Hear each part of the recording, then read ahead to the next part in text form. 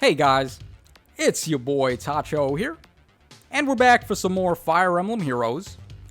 So we got this new FEH Channel tonight covering the Choose Your Legends 4 stuff, as well as a whole bunch of major updates I was never expecting them to ever do.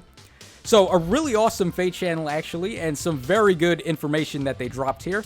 If you want to take a look at the FEH Channel in its entirety without me talking over it, there's going to be a link to that in the description of this video for you to check out. But I'm pretty much just going to be skipping around from all the major points and just talking about them. So if you're not interested in that, then just keep that in mind. Alright, so we're going to go ahead and start things off right away with Choose Your Legends 4. So, of course, we knew that the winners were going to be pretty much the cast of 3 houses here. So it is very good stuff, but I will admit I am a little bit disappointed about the outfits that they decided to go with. So if we take a look at Lysithea here, she is wearing her Dark Grimoire attire, pretty much just her promoted class after the time skip. So while it's not really a bad choice of outfit for her per se, it's not really as outside the box and really cool that I was expecting it would be. I was hoping for something after the war, like post-war arc and post-events of Three Houses Fodlan, where the characters have settled into their lives and everything is all peaceful and happy. So I was hoping for casual attire and maybe just a little glimpse at where these characters were in their lives after the event of the game. But unfortunately, they just played it safe and gave us more or less just the promoted attire outfits. So a little bit boring, but let me know in the comment section what your thoughts are on that. Maybe you guys see it a little different than I do and you are excited about the new artworks. It's not to say the artworks are bad or anything, but I mean, I was just hoping for a little bit more out of it than pretty much more or less what we've already seen before. Okay, so Lysithea is up first, and she is a Red Tome infantry unit, and we do have a little bit of a glimpse of what she's capable of here. So let's go ahead and bring up the calculators so we can just diagnose what her stats are. So at neutral IVs, she's got 40 HP, 54 attack, 42 speed, 21 defense, and 25 res. And we're going to go ahead and do minus 14 because she has a perf weapon. So that brings us to a BST of 168. That seems about in line with where these infantry ranged units are getting nowadays. So definitely not bad there. Also, it discounts the fact that she may have plus 3 attack or plus 3 speed from her weapon as a bonus. So it is pretty nice to see a well-rounded stat line like that. Her base kit includes attack and speed push 4, lull speed and res, and hone speed 4. She also comes with moonbow and the dreaded dark spikes T, which conveniently enough they are showing her off against the Death Knight with that. So definitely some cool action there. I mean, as you guys already know, the Death Knight fears no man, but that thing, it scares him. So pretty cool that they just showed her annihilating the Death Knight with that weapon. Okay, so next up we have the second place for the men's division. So the homie Claude over here, once again, he's pretty much just wearing his time skip attire after he promotes in class. And also a little bit boring, he is just a colorless bow unit. So I was sort of hoping they would also throw a curveball in terms of what the weapons and what the colors were going to be. But again, they just played it safe for the most part. So Claude looks like a bow flying unit. Pretty good. I mean, flying units are very good because they avoid obstacles. And having a ranged weapon on top of that is going to be very nice for him.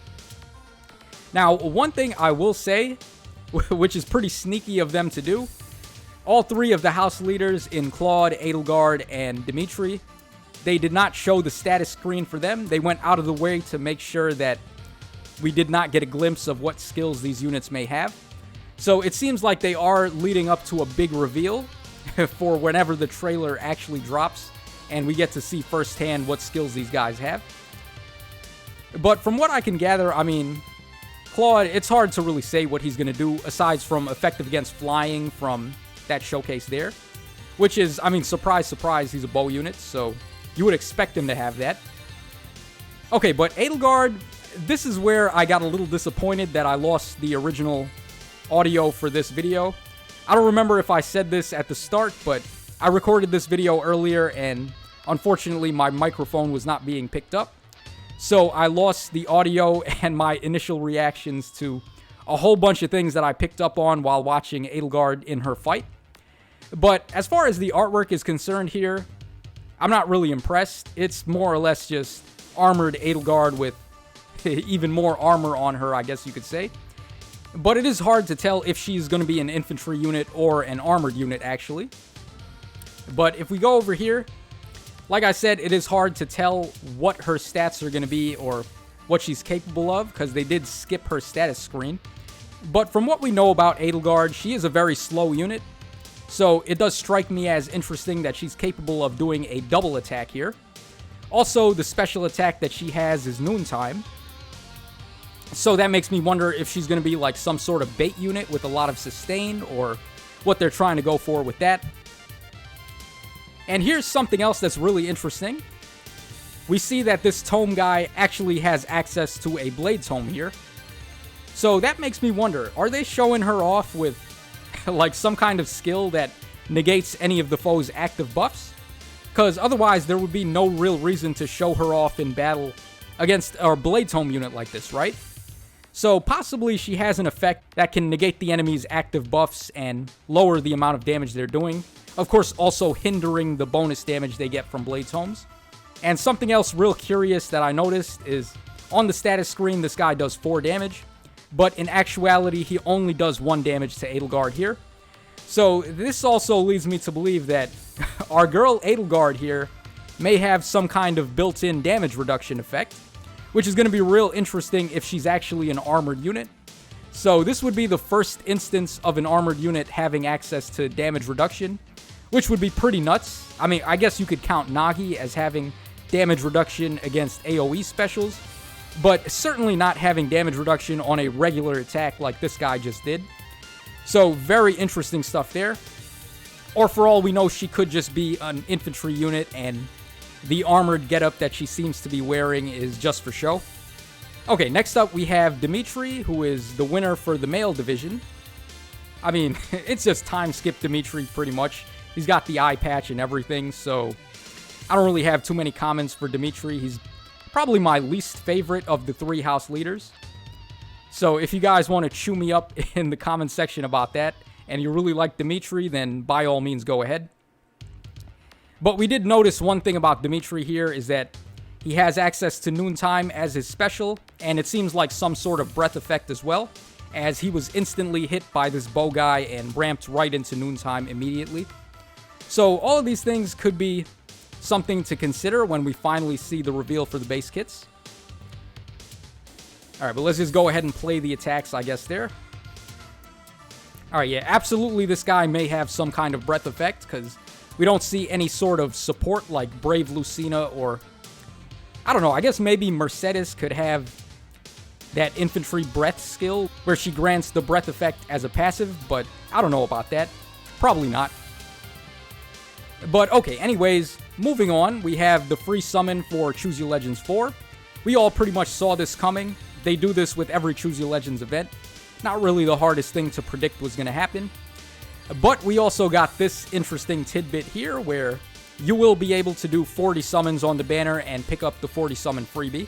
Very good, of course. It's always a good value to do this when you have the option to, especially for brand new units that have some of the best brand new skills to use. But the real kicker here was that it turns out we're going to be able to do this 40 summon counts on this banner 4 times total. That's really good, man.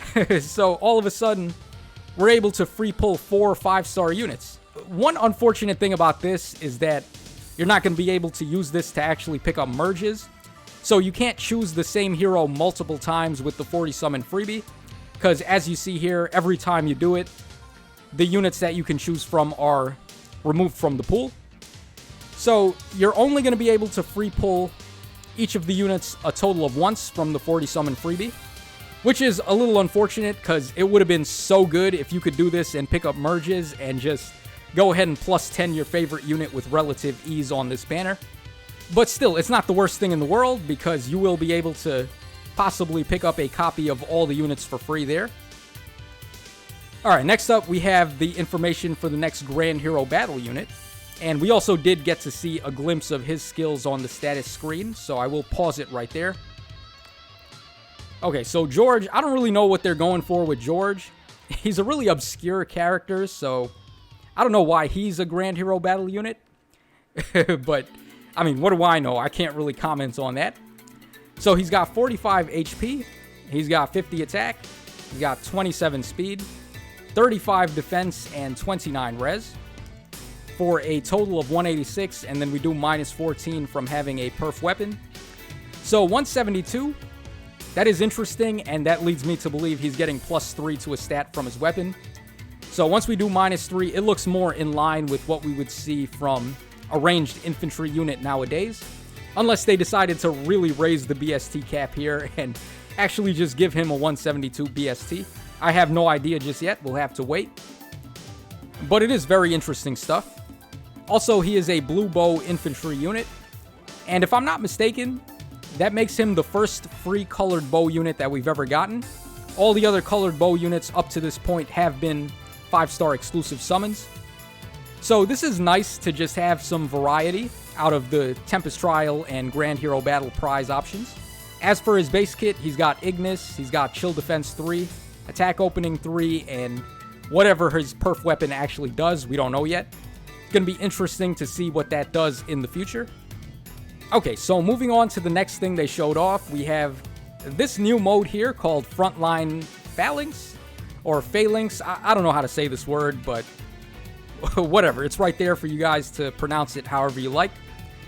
So what this caught me as was sort of like a raid mode. They explained it a little bit, but of course we're not going to really have a full grasp on how it works until it's in the game and we can really play it for ourselves. But just based on what I can gather from this, there is going to be a risk and return sort of feature. You choose one of these characters that you want to support, and they have a multiplier bonus here where you can gain some additional points. But the higher that multiplier is, the less your percentage of victory is going to be. So an example with Kanegas, he has a 1x multiplier, but a 99% success rate, whereas Alincia has a 7.2x point multiplier with a 37% chance of success. So you are going to have to be very selective here about whether you want to maximize score or actually maximize your success rate. And this mode really seems like a raid mode because you are capable of teaming up with allies on your friends list and having them just join in the party and support the same unit. And then you can really time when you want to go ahead and pop one of these shields. They explain it a lot better than I can here. I don't really have a full grasp on it, as I said before. I have to play the mode first to really see how it goes. But you are going to be able to boost your success rate, as we see here, by using the shields and having allies on the friends list support the same unit and pretty much using the shield at the same time that you do. So it does seem like there's going to be a bit of a cooperative effort here on the part of you and your allies, where you're going to have to decide when the best time is to support the units and when the best time is to pop one of these shields and so on. So pretty cool stuff, very interesting, but that's just about all I can say about it for now. Okay, and finally we have some new update information that we're going to get in the next version update. So the number of times we can use Dragonflowers to power up our heroes is going to be increasing for certain heroes, it says. So I'm going to be under the assumption that they mean Gen 1 and Gen 2 stuff, maybe even early Gen 3 as well. We'll have to see. But you're going to be able to use Dragonflowers an additional 5 times. So units that could use them 10 times, i.e. the infantry units, can now just use them 5 more times to get 15. And all the other movement types that could only use them 5 times can now use them a total of 10 times. Very useful for cavalry and flying and armored units that really start to trail on BST with the later releases that we've been getting. So this is a nice way to just give some more stat points to the early units and give them a better chance to compete. So right here, it shows you how many flowers are going to be required for each additional level that you're going to have to do. And probably the biggest bomb that they dropped, this is a change that everyone wanted but never thought we were going to get. They are adding the ability for us to select and choose our Ivies and Boons and Banes. As they show off here, this Fiorm has plus attack and minus defense. This one's got minus attack plus defense, and this one is completely neutral. And you are going to be able to go ahead and set whichever assets and flaws or boons and banes or IVs or whatever you want to call them. You are going to be able to set them to your liking by using 100 of this resource right here. This is called a trait fruit, if I'm not mistaken. They show it off right here. Yeah, so the trait fruit, you're going to have to use 100 of those. And you're going to be able to choose what your boons and banes are. You can also choose normalized if you want to, for whatever reason, have them with neutral IVs. So pretty awesome stuff here. And if we scroll back just a bit, they also showed that this IV implementation will be available for free units and prize units as well. So the Asker Trio, you can finally power them up and give them boons and banes. And the same can be said with Tempest Trial and Grand Hero Battle units, as well as the units we pick up from Forging Bonds with the Form of Soul.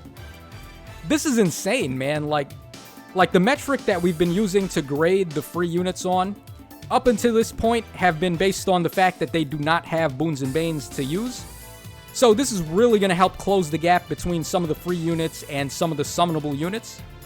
Like, just to give you guys a quick little example, in the case of Jamke, that a lot of people love to say is awesome, because he has this good attack stat compared to all the other freely summonable bow units. In my opinion, Norn was just better, because if you had a plus 10 Norn with, say, plus attack IVs, Jamke is only going to be better than her by 1 or 2 points in attack, whereas Norn just destroys him in everything else. So it didn't really matter that Jamke had such a good base attack when he couldn't really abuse it with boons and banes. But now he's going to be able to go plus attack, and now the gap between him and some of the other free units starts to become a lot more apparent at that point. So a ton of units are going to be able to make use of boons and banes now, and it's going to be so good.